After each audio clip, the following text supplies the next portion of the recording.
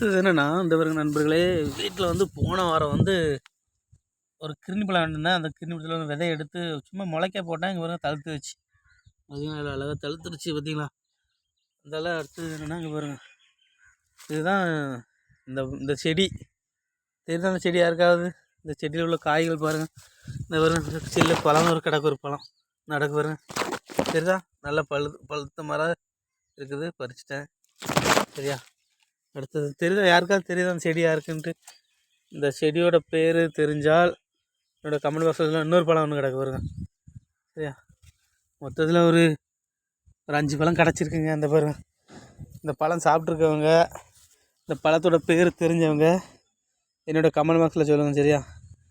இதெல்லாம் வந்து நிறைய பேர் தோட்டக்காட்டத்தில் நிற்கும். அதுவும் இந்த மழை பெஞ்சிட்டா போதும், அப்பா செமையாக இருக்கும். இதை பறிக்கிறதுக்குன்னே நாங்கள் சண்டை போட்டு போயிருக்கோம். அவ்வளோ அழகாக இருக்கும்.